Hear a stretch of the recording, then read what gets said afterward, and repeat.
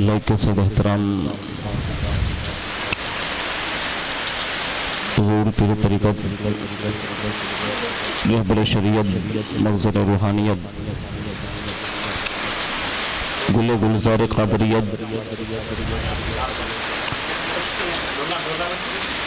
حضرت علامہ مولانا سید محمد ہاشمی میاں المعروف پیر باپو قادری رزاقی دامت برکاتم القدسیہ، دیگر معزز باوقار سادات کرام علماء ذوی الاحترام،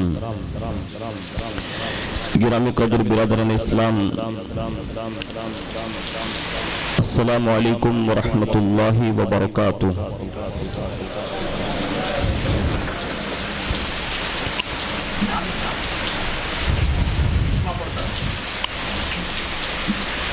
الحمدللہ رب العالمین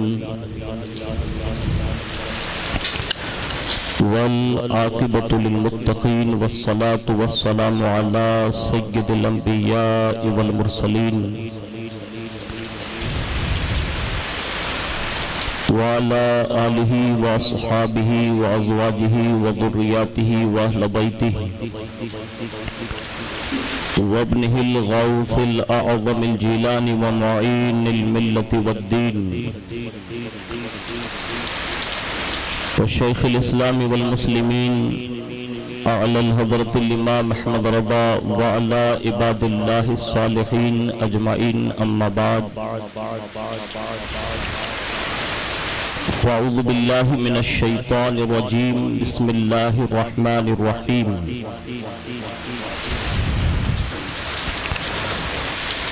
وَلَا تَقُولُوا لِمَنْ يُقْتَلُ فِي سَبِيلِ اللَّهِ أَمْوَاتٌ بَلْ أَحْيَاءٌ وَلَكِنْ لَا تَشْعُرُونَ وَلَنَبْلُوَنَّكُمْ بِشَيْءٍ مِّنَ الْخَوْفِ وَالْجُوعِ وَنَقْصٍ مِّنَ الْأَمْوَالِ وَالْأَنفُسِ وَالثَّمَرَاتِ وَبَشِّرِ الصَّابِرِينَ۔ صدق اللہ مولانا العظیم وبلغنا رسولہ النبی الامین المختار الکریم، ونحن على ذلك لمن الشاہدین والشاکرین والحمد للہ رب العالمین۔ آئیے سب سے پہلے مذہب اہل سنت والجماعت یعنی کہ مسلک اعلی حضرت کے قدیم دستور کے مطابق ہم سب کے آقا و مولا حضور سراپا نور سیدنا محمد الرسول اللہ صلی اللہ تعالی علیہ وآلہ وسلم کی بارگاہ پر نور میں جی لگا کر درود پاک کی نظریں پیش فرما لیں۔ اللہم صلی علی سیدنا مولانا محمد معدن الجود والکرم وعلی آلہ وصحابہ وبارک وسلم، صلاۃ والسلام علیک یا رسول اللہ صلی اللہ تعالی علیہ وآلہ وسلم۔ نبی اور آل نبی پر ایک بار اور محبت کے ساتھ جی لگا کر درود شریف پڑھ لیں۔ اللہم صلی علی سیدنا مولانا محمد وعلی آل سیدنا مولانا محمد کما تحب و ترضى بأن تصلی علیہ، صلاۃ والسلام علیک یا رسول اللہ صلی اللہ علیہ وسلم۔ بڑی توجہ اور محبت کے ساتھ برکت اور نجات حاصل کرنے کے لیے والہانہ انداز میں ایک بار اور درود شریف پڑھ لیں۔ اللہم صلی وسلم وبارک علی سیدنا مولانا محمد النبی الامی الحبیب العالی القدر العظیم الجاہ وعلی آلہ وصحابہ وبارک وسلم، صلاۃ والسلام علیک یا رسول اللہ صلی اللہ تعالی علیہ وآلہ وسلم۔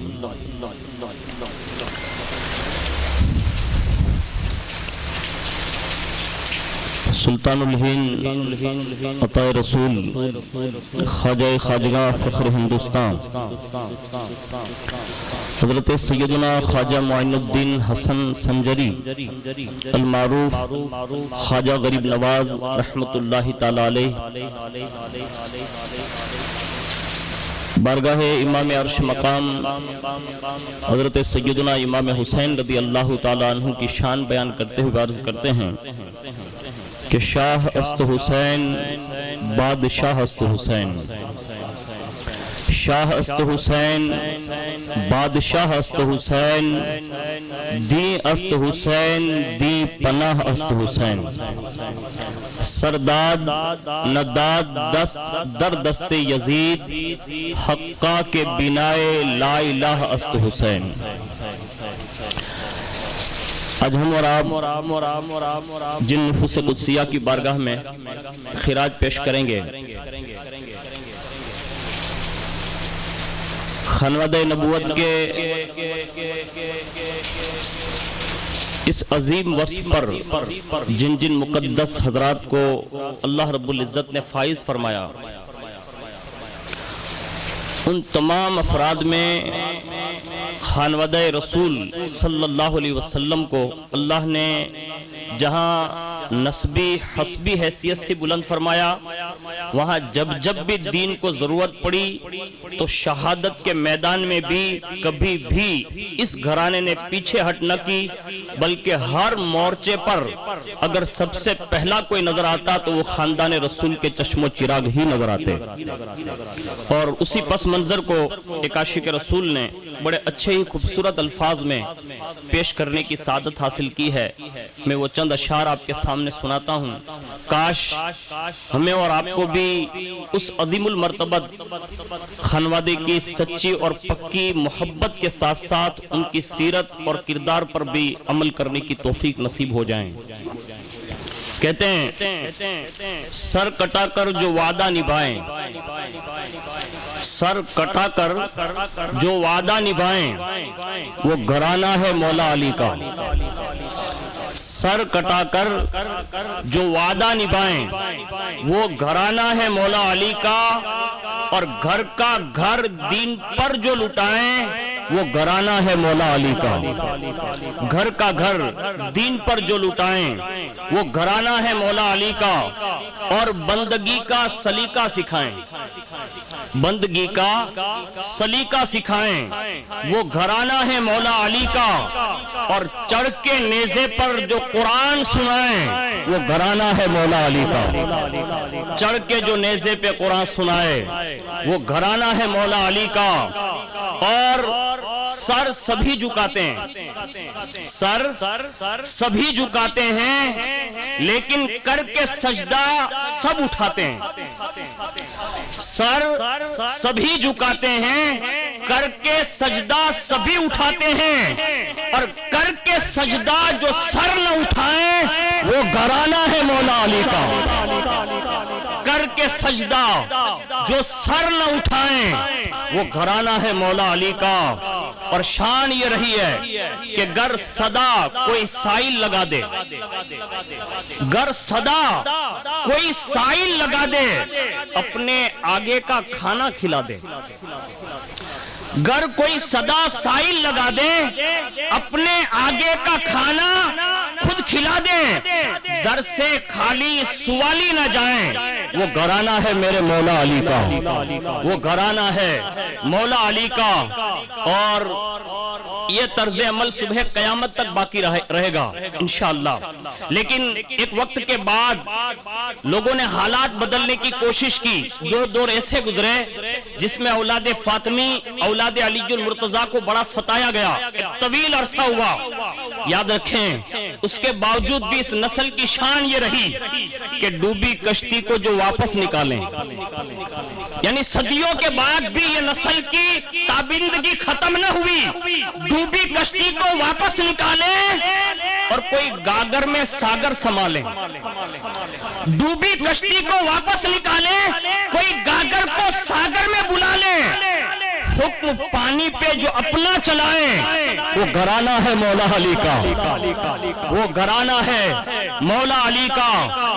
اور ہم اور آپ یہ 10 محرم الحرام شریف تک کے یہ جلسے جلوس جو ہمارے ہوتے ہیں اس میں ہماری اور آپ کی اکثر یہ خواہش ہوتی ہے کہ ہم شہادتیں سنیں اور ان کے زندگی کے نجی واقعات جو بندگی کے ہیں وہ سنیں، اور جنگ کے جو مورخین نے جو باب باندھے ہیں، اگر اس جنگ کے نقشے کو آپ اٹھا کر دیکھ لیں تو جنگ کی خاصیت ہے یا تو کوئی جیتتا ہے یا ہارتا ہے، یعنی دونوں میں سے ایک ہوتا ہے۔ بیچ والا راستہ یہ ہوتا ہے یا تو صلح ہوتی ہے، یعنی یا تو جنگ ہوگی تو ایک جیتے گا ایک ہارے گا، یا تو کیا ہوگا یا تو صلح ہوگی، یعنی یہ کنفرم ہے جنگ کے لیے۔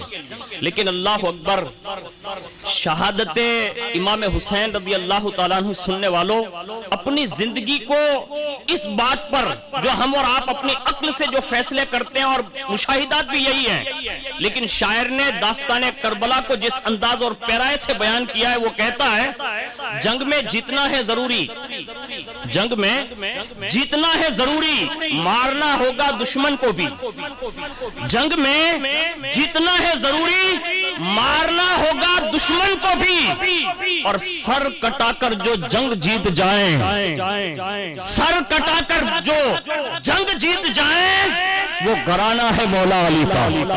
یعنی کائنات میں یہ داستان کربلا کی عجیب و غریب کیفیت ہے جس کو اس شاعر نے اپنے بہت ہی لطیف اشارے میں اس نے بیان کیا، اور آگے بڑھ کر اس نے مقطع میں تو مطلب اپنی محبت کا وہ اظہار کیا کہ ہم جتنا اس پہ کلام کرے اتنا کم ہوگا، تبصرہ نہیں کرتا، شعر سنا دے رہا ہوں، دل کے کلیجے میں لگ کر جائیے اور اپنی نسلوں کو بھی یہ بتا دیجئے، اس لیے کہ حقیقت میں آج بھی اسلام اپنی آب و تاب کے ساتھ، جو درخشندگی کے ساتھ آسمان کے سورج سے بھی زیادہ جو چمک رہا ہے اسلام، اس کی وجہ کوئی اور نہیں ہے، واحد اس کی وجہ یہ ہے کہ درخت زمین سے اگ کر جو اپنی شاخوں کو پھیلا دیتا ہے تو لوگ یہ کہتے ہیں بارش کا پانی برسا، درخت میں جو ہے ہریالی آئی اور درخت لہلہاتا ہوا اپنی شاخیں دور دراز تک لے گیا، لیکن اسلام ایک ایسا شجر ہے جب اس کو پانی کی ضرورت پڑی نہ آسمان نے پانی برسایا نہ زمین میں سے پانی نکلا،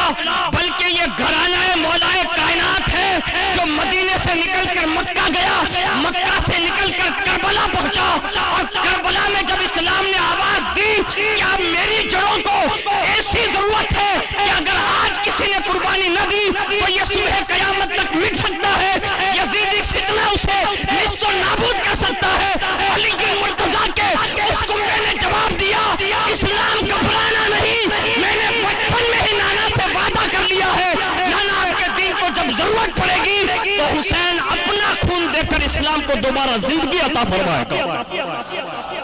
اور آج تک وہ اسلام اپنی آن شان اور بان کے ساتھ پوری دنیا کے چپے چپے میں موجود ہیں۔ وہ شاعر کہتا ہے ہم نے شعیب جو نعرہ لگایا دین اسلام کس نے بچایا، ہم نے شعیب جو نعرہ لگایا کہ دین اسلام کس نے بچایا، ہر طرف سے صدا یہی آئے وہ گھرانہ میرے مولا علی کا ہے۔ ایک مرتبہ درود شریف پڑھ لیں، اللہم صلی علی سیدنا مولانا محمد معدن الجود والکرم وعلی آلہ واصحابہ وبارک وسلم، صلاۃ و سلام علیک یا رسول اللہ صلی اللہ تعالی علیہ وآلہ وسلم۔ ہم اور آپ مسلسل کئی دنوں سے فضائل اہل بیت میں بالخصوص صحابہ اور اہل بیت اطہار کے ان حسین گوشوں کو سماعت کر چکے ہیں۔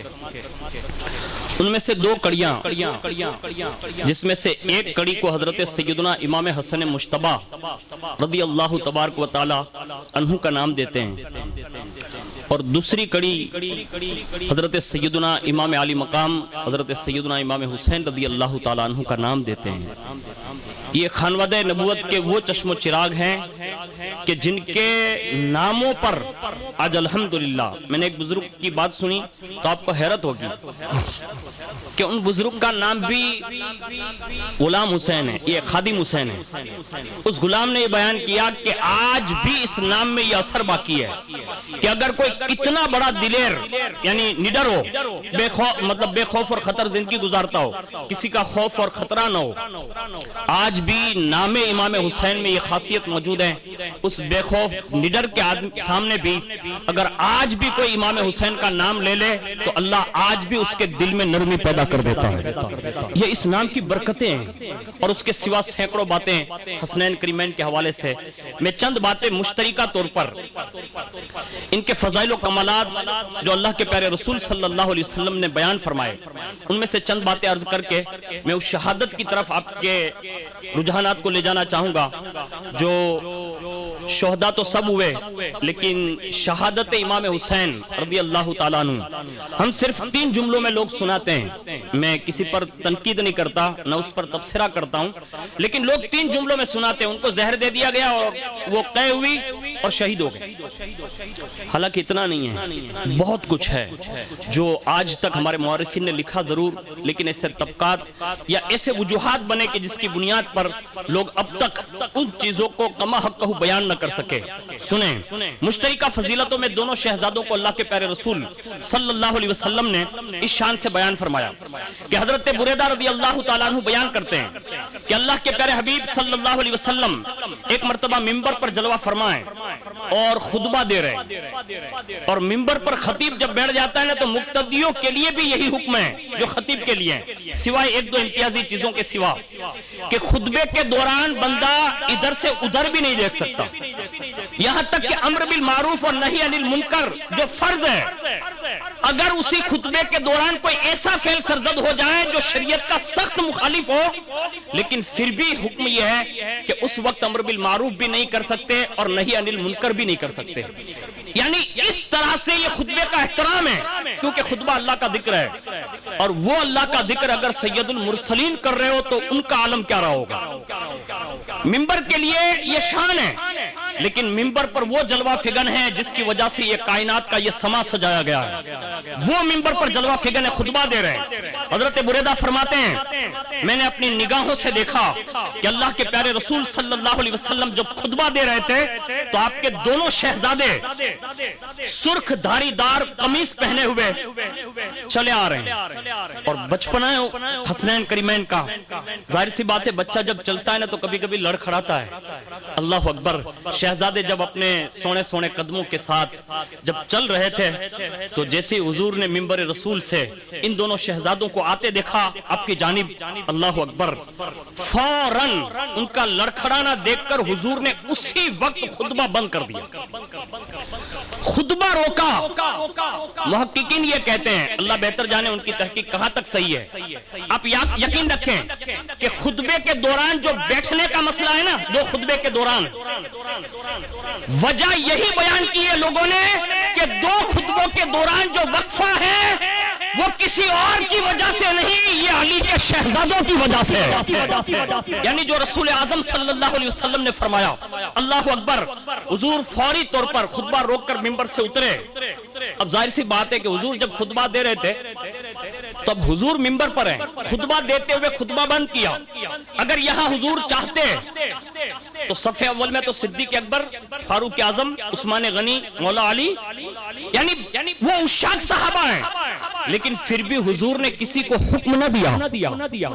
یعنی ایسی عبادت کے وقت بھی کسی کو حکم نہ دے کر حضور نے خطبہ چھوڑ کر مسجد میں اپنے قدم ناز بڑھا کر شہزادوں کو اسی وقت آگے بڑھ کر اٹھایا, اور حضور نے پتہ یہ دیا کہ یہ شہزادے میرے نزدیک اتنے معزز ہیں, گود میں اٹھایا اور اسی حالت میں گود میں لے کر منبر پر آئے, اور منبر پر آنے کے بعد ارشاد فرمایا, نظرت الی ہذین الصبیین یمشیانی ویعشرانی فلم اصبر حتی قطعت حدیثی ورفعتہما.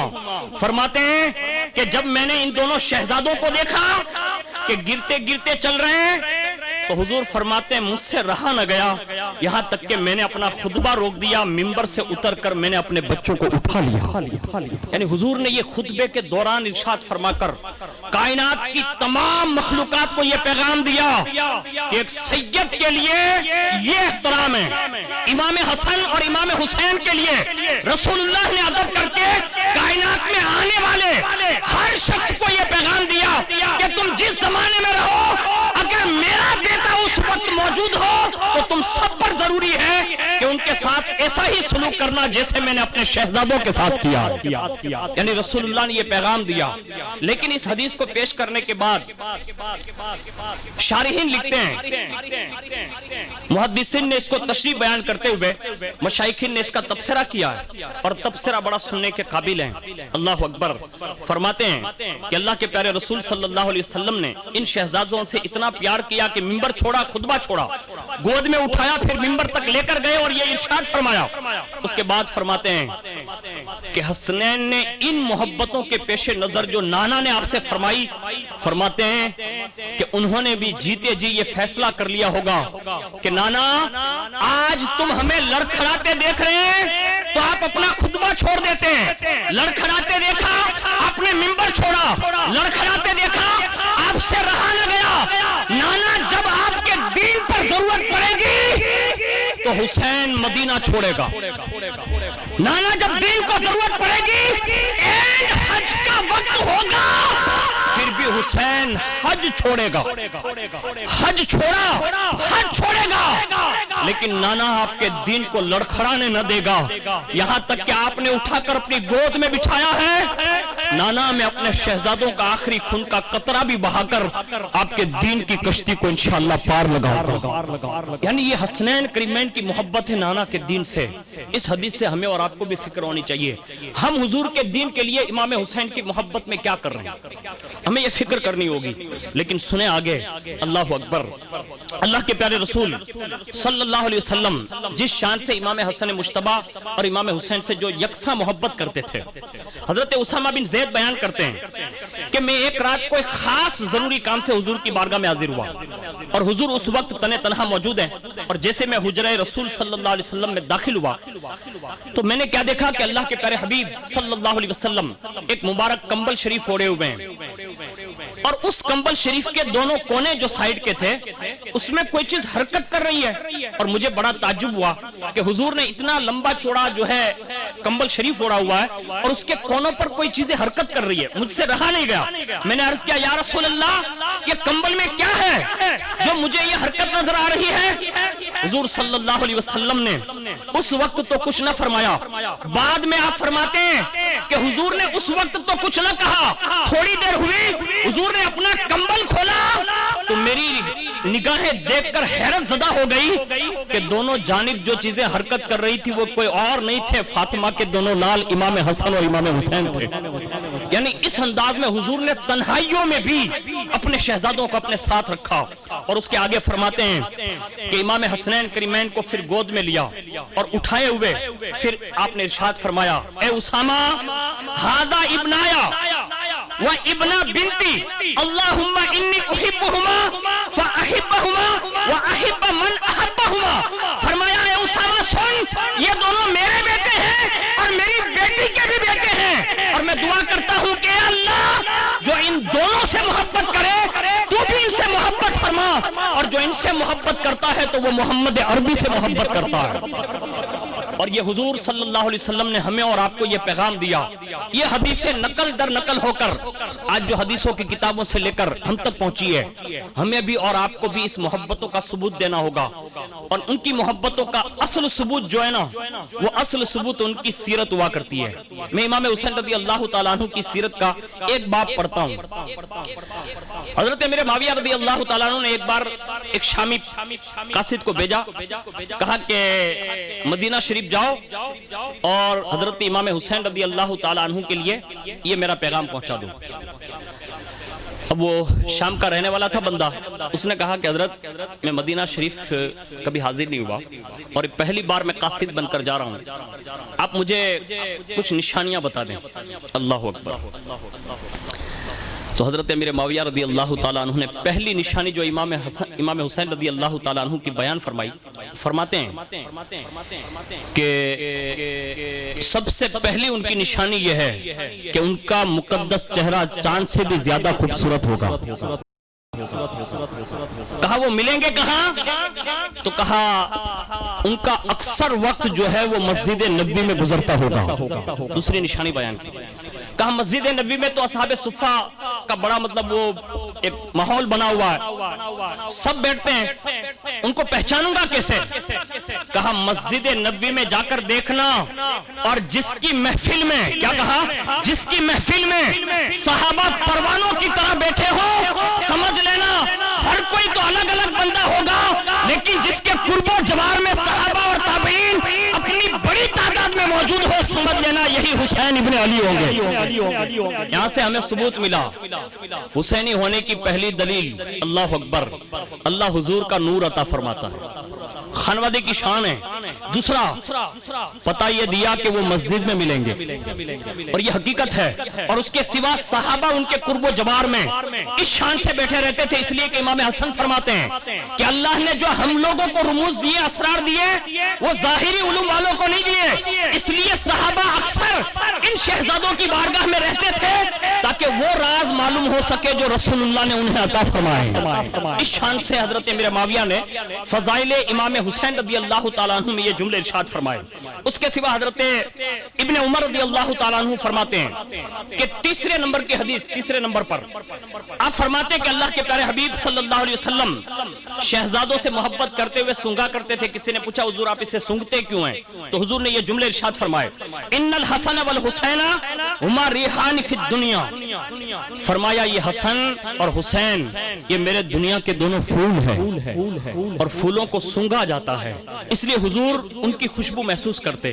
پتہ یہ چلا کہ حقیقی معنوں میں حضور نے یہ پھول کہہ کر خوشبو کا پتہ دیا. الحمدللہ آج بھی اگر کوئی عشق کی ناک رکھے تو آج بھی خون حسینیت کی وہی خوشبو اور مہک آتی ہے. لیکن اللہ جس سے عطا فرمائے, میں ایک بات بتا دوں تاکہ آپ کو یہ دلیل کے طور پر پیش کام آ جائیں. خود حضرت سیدنا شیخ عبد الجبار رضی اللہ تعالیٰ عنہ جو غوث پاک رضی اللہ تعالیٰ عنہ کے چہیتے بیٹے ہیں, انہوں نے ایک بار عرض کیا تھا بابا. کہا کیا؟ کہا مجھے آپ کی صحبت میں بڑا رہنے کا موقع ملا ہے, ایک بات عرض کرنے. کہا کیا؟ کہا میں اکثر آپ کے قریب بیٹھتا ہوں, اور جب آپ اپنی شان خطاب نایاب فرماتے ہیں تو حضور آپ کے جسم اقدس پر پسینہ ہوتا ہے, اور میں نے جب بھی پسینہ سونگا ہے نا تو میں نے اس میں مہک اور خوشبو دیکھی ہے. یعنی میری ناک معطر ہو گئی ہے, میں نے آپ کے پسینے میں اتنی خوشبو دیکھی, حالانکہ پسینے کی جو خوشبو ہے وہ تو نبوت کا خاصہ ہوتی ہے, یعنی انبیاء کے پسینے میں خوشبو ہوتی ہے, اور آپ نبی نہیں ہیں. اور یہ خصوصیت میں نے آپ کے اندر دیکھی. کہ اور کوئی خصوصیت دیکھی؟ قربان جائیں حسنین کے لاڈلے پر غوث پاک فرماتے ہیں اور کوئی خصوصیت دیکھی؟ کہا حضور ایک خصوصیت اور ہے. کہا کیا؟ کہا میں نے زندگی میں آپ کے جسم اقدس پر کبھی مکھی بیٹھتے نہیں دیکھا. یہ غوثیت وہاں ہے جو امام حسین اور امام حسن کے جو دوہرے فیضان سے پوری دنیا پر آج حکومت کر رہے ہیں. فرمایا میں نے آپ کے جسم اقدس پر کبھی مکھی بیٹھتے نہیں دیکھا. اور کچھ دیکھا؟ کہا حضور میں اکثر آپ کے معاملات میں مطلب کام میں لگا رہتا ہوں, اور میں نے جب بھی قضائے حاجت کے لیے آپ کو جاتے دیکھا, اور جب آپ واپس پلٹتے میں پانی تبدیل کرنے کے لیے جب وہاں پہنچتا زمین کے اس حصے پر, تو میں نے اکثر دیکھا کہ میرے پہنچنے سے پہلے زمین اپنا دامن پھیلا دیتی, اور باقاعدہ قضائے حاجت کے بعد میں نے کبھی بھی آپ کے پیشاب مبارک یا آپ کے فضلات کو میں نے اپنی نظروں سے نہیں دیکھا. زمین نگل لیتی ہے, اور یہ نبوت کا خاصہ ہے جو انبیاء کے ساتھ اللہ نے خاص رکھا ہے. آپ نبی نہیں ہیں, پھر بھی آپ کے ساتھ یہ خصوصیت ہے. اللہ اکبر. اس وقت غوث پاک نے فرمایا جو صدیوں کے بعد ہیں, فرمایا عبد الجبار سن, میں نبی نہیں ہوں. کہا میں نبی نہیں ہوں بلکہ سید ابن سید, میں حسنین کا لاڈلا ہوں. امام حسن کے بیٹے در بیٹے, میں حضرت سیدنا ابو صالح موسیٰ جنگی دوست کا بیٹا ہوں. میں نبی نہیں ہوں, رسول اللہ کا غلام ہوں, ان کا بیٹا ہوں. اور تو جو بیان کر رہے ہیں نا, کہا ہاں, کہا یہ میری خصوصیت نہیں ہے. کہا تو؟ کہا تو جسے عبد القادر سمجھ رہا ہے وجود, یہ جملے کہے. اب میں یہ تمہید اس لیے باندھ رہا ہوں تاکہ امام حسن کی شان آپ کو سمجھ میں آئے, امام حسین سمجھ میں آئے. صدیوں کے بعد 14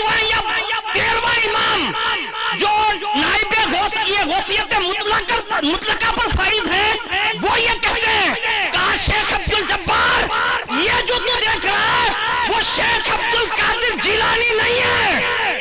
تو کہا حضور کون ہے؟ کہا وہ عبد القادر جیلانی تو کب سے فنا ہو چکا۔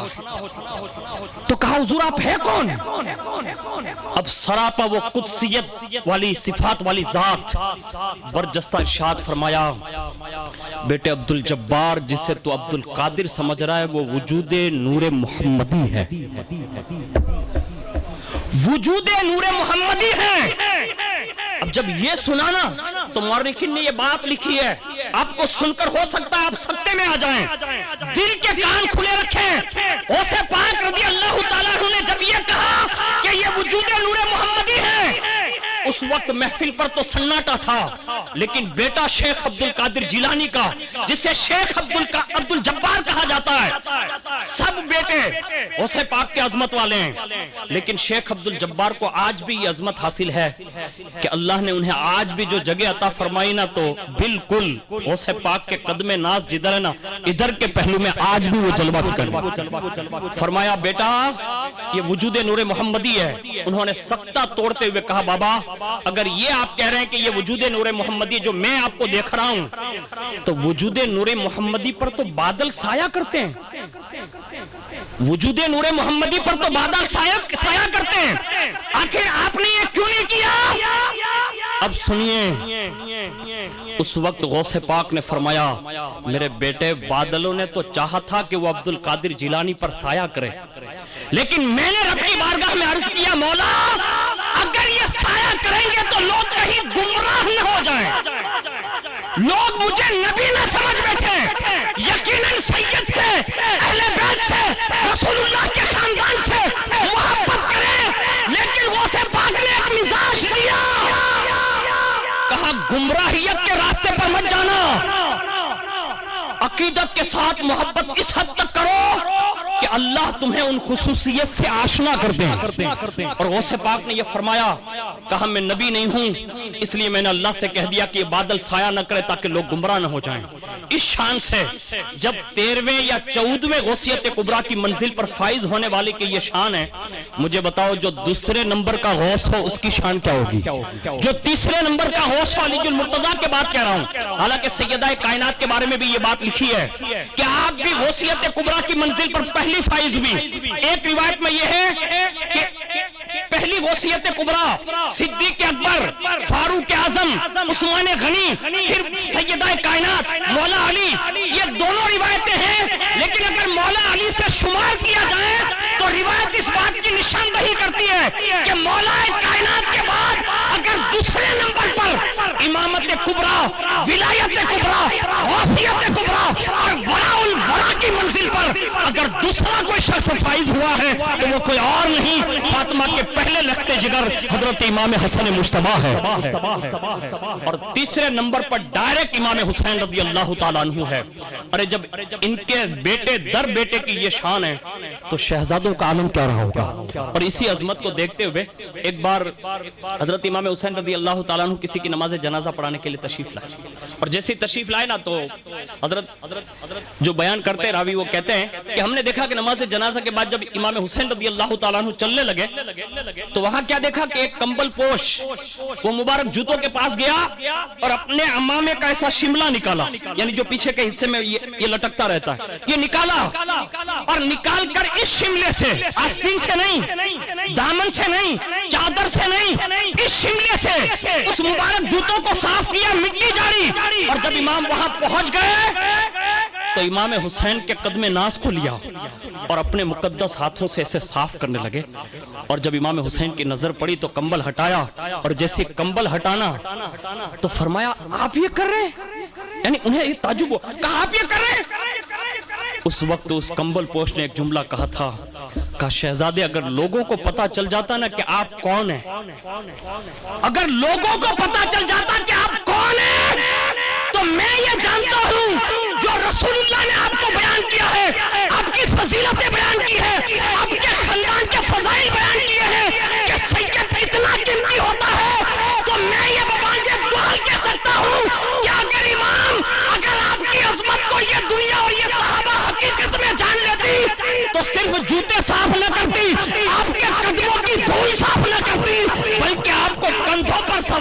پوری زندگی ایسے ہی سفر کیا کرتے. یعنی امام حسین کو اٹھانے کی بات کی, اور جب لوگوں نے کمبل اٹھانے والے کا چہرہ دیکھا نا تو وہ کوئی اور نہیں تھا, رسول اللہ کا پروردہ حضرت سیدنا ابو ہریرہ نظر آیا. تب جا کے یہ علم کے خزانے ملتے ہیں کہ سیدوں کے قدموں کی دھول صاف کریں, تب جا کے راویان حدیث میں پہلے نمبر پر انہیں پیش کیا جاتا ہے. اس انداز میں صحابہ نے اہل بیت اطہار سے محبت کی. میں اسی محبتوں کا تذکرہ اگر کرتا رہوں گا تو ہمیں اور آپ کو جو حقیقی معنوں میں شہادت سننی ہے وہ رہ جائے گی. اس میں جو ایک دردناک شہادت ہے, اللہ اکبر, مورخین نے ان معاملات میں بڑے ہی مطلب اس کے چرچے کیے, اور خاص کر کے حضرت امام حسن رضی اللہ تعالیٰ عنہ کی جو شہادت ہے ان کے کچھ وجوہات بنے ہیں, اور ان تمام وجوہات میں حضور نے تو اکثر ان کے فضائل بیان کیے, اور فضائل و کمالات کے ساتھ ساتھ انہیں اس بات کی نشاندہی بھی کر دی کہ اللہ رب العزت نے آپ کو اس منزل پر نوازا کہ اللہ اکبر. حضرت امام حسن رضی اللہ تعالیٰ عنہ کے حوالے سے حضور صلی اللہ علیہ وسلم نے ایک جگہ پر یوں ارشاد فرمایا, اور الحمدللہ میں یہ خوبصورت بات اگر یہ کہہ دوں تو آپ سب کے لیے بہت ہی بڑی بات ہوگی, اور ہم سب کے لیے ہوگی کہ الحمدللہ اونا شہر جو ہے اس میں ایک بڑے تعداد میں اہل بیت اطہار کا ایک کنبہ آباد ہے. سادات کرام بستے ہیں پورے اونا میں, اور اس میں ہر کوئی کسی نہ کسی شہزادے سے وابستہ ہے.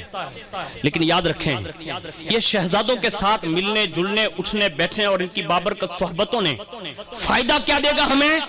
تو رسول اللہ نے حضرت امام حسن کی شان بیان کی, اور اگر یہ کہہ دوں کہ امام حسن کی اس شان میں اگر ان شہزادوں سے اگر ہم اور آپ اسی شان کے ساتھ محبت کریں تو ہمارا وجدان یہ ہونا چاہیے کہ انشاءاللہ جو امام حسن سے ملے وہ مبارکباد کے لائق ہیں. یقیناً صحابہ معزز ہیں, تابعین معزز ہیں, جب تک مولا کائنات سیدہ کائنات امام حسنین کریمین اور 12 ائمہ سے جو ملے وہ سب مبارکباد کے لائق ہیں. غوث پاک کے دیکھنے والے کو خود غوث پاک نے کہا تجھے مبارک ہو جو مجھے ایک نظر دیکھے گا, جہنم اس پر حرام کر دی جائے گی.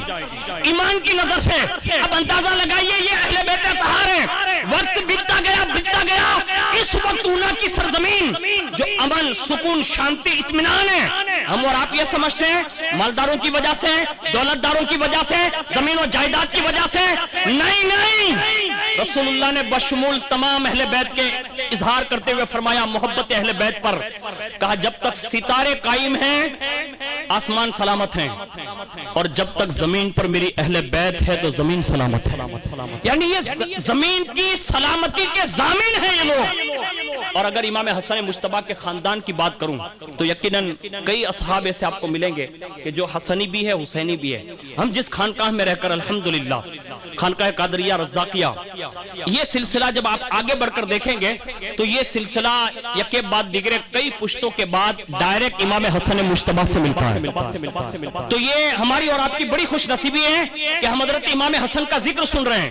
اور ایک بات اور بتا دوں کہ حضور نے فرمایا کہ میرے بیٹے امام حسن کے جسم سے جس کا بھی جسم ٹچ ہو جائے گا, یعنی لگ گیا, یعنی ہاتھ چوم لیا یا مصافحہ یا معانقہ کر لیا, کسی طرح سے بھی امام حسن کے جسم اقدس سے اگر ٹچ ہو جائے تو حضور نے فرمایا جس نے بھی میرے بیٹے حسن کے جسم سے اپنے آپ کو ٹچ کر لیا, فرمایا اللہ نے اس بندے پر جہنم کی آگ حرام فرما دی ہے. یعنی صرف سید سے ملنے پر. اب ہم اور آپ اس بارگاہ میں چلتے ہیں جس کی یہ وجہ بنی. سب سے پہلے حضرت سیدنا امیر المؤمنین مولا کائنات کی شہادت کے بعد آپ منبر پر تشریف لائے.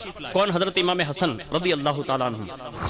اور آپ نے آتے ہی ایک خطبہ ارشاد فرمایا, اللہ کی حمد و ثنا بیان کی, اور اس کے بعد جو ہے خطبہ ارشاد فرمایا, حضور کی تعریف بیان کی, اور اس کے بعد فوراً فرمایا اے لوگو آج رات میں, یعنی مولا کائنات کی شہادت پر تبصرہ کیا, کہ آج رات میں تمہارے سر سے اس مرد خدا کو اٹھا لیا گیا ہے جس کی مثال صبح قیامت تک تم میں سے کوئی نہیں بن سکتا. یعنی مولا کائنات کی بے نیازی بیان کی, اور پھر فرمایا یہ وہی شب ہے جس شب میں حضرت موسیٰ علیہ السلام نے رحلت فرمائی تھی، یعنی مولا کائنات کی اس شہادت کے بارے میں یہ کہا کہ یہ وہی شب ہے جس شب میں حضرت موسیٰ علیہ السلام نے رحلت فرمائی. پھر فرمایا یہ وہی شب ہے جس شب میں حضرت عیسیٰ علیہ السلام کو آسمان پر لیا گیا. لہذا تم کو چاہیے کہ راہ دین اور ملت بیضا میں اگر تمہیں قائم مقام اور صراط مستقیم پر رہنا ہے تو فرمایا تم سب پر ضروری ہے کہ اب میرے نانا جان کی اتباع کرنی ہوگی. یعنی رسول اللہ کی پیروی کا حکم دیا، اور وہ پیروی تھے کون؟ خود حضرت امام حسن مجتبی. ہاں سنیں آگے فرماتے ہیں کہ اس کے بعد جب آپ نے خطبہ پورا کر لیا، اس کے بعد فرمایا آج سے جس مرد کلندر کے بعد اللہ نے مجھے اس مسند پر جلوہ فکن کیا ہے. آپ نے پھر اپنے فضائل و کمالات بیان کیے. اتنے میں ایک صحابی رسول اٹھے، حضرت سیدنا متین بن سعد عبادہ انصاری، اور انہوں نے بڑے ذوق اور شوق سے آگے بڑھ کر عرض کیا امام آپ اپنا ہاتھ آگے بڑھائیں، سب سے پہلے متین آپ کے ہاتھ پر بیعت کرنا چاہتا ہے. سب سے پہلا مرید ہونے کا شرف انہیں حاصل ہے. جیسے انہوں نے دست حق پرست پر بیعت کی، اس کے بعد کوفہ کی وہ جامع مسجد میں ذوق در ذوق سب آتے گئے، یہاں تک کہ وہ سلسلہ اسی نشست میں اس حد تک بڑھ گیا کہ کائنات کا یہ وہ واحد شخصیت ہے کہ جس کے ایک نشست کے اندر کم و بیش 40,000 لوگوں نے ایک بار بھی بیعت فرمائی. بیعت کرنے کے بعد روایتوں میں لکھا ہے، کیونکہ ابھی حضرت مولا کائنات کی شہادت ہوئی تھی، اور وہ مراحل جو ملک شام کے ساتھ حضرت امام علی المرتضی رضی اللہ تعالیٰ عنہ کے تھے، اس حوالے سے کسی جاسوس نے یہ بات شام پہنچا دی، اور جیسے یہ بات شام پہنچی تو روایت میں لکھا ہے کہ حضرت سیدنا امیر معاویہ رضی اللہ تعالیٰ عنہ کو پہلی خبر شہادت کی ملی، اور دوسری خبر یہ ملی کہ 40,000 لوگوں نے حضرت امام حسن کے ہاتھ پر بیعت کر لی. تو حضرت امیر معاویہ رضی اللہ تعالیٰ عنہ نے وہاں سے کم و بیش 60,000 کا لشکر تیار کیا اور کوفہ کے لیے روانہ ہو گئے. اور جیسی وہاں سے کوئی اطلاع ملی کہ وہاں سے 60,000 لوگ آ رہے تو امام حسن پاک نے اسی وقت فوری طور پر ان 40,000 جو ابھی بیعت ہوئے اس کے بعد 20,000 اور لوگ ہوئے، اور آپ نے بھی اسی وقت حضرت امیر معاویہ رضی اللہ تعالی عنہ کے اس 60,000 کے لشکر کے سامنے 40,000 کا لشکر آپ نے بھی تیار کیا، اور اس کے بعد کم و بیش 12,000 کا لشکر مقدمت الجیش بنایا اور اسے آگے بھیجا، اور آگے بھیج کر کہا کہ تم آگے بڑھ کر اس آنے والے 60,000 میں سے جو پہلے جنگ کی بات ہوتی ہے وہ معاملات طے کریں. اب یہ لشکر آگے بڑھ گیا.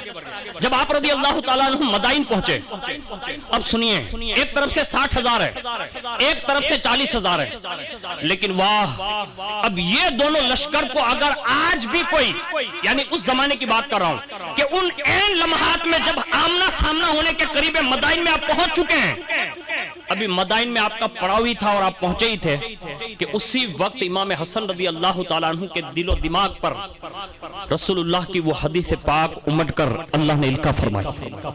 وہیں رک گئے مدائن میں، اور جیسے رکے تو اصحاب نے پوچھا کہ حضور کیا بات ہے؟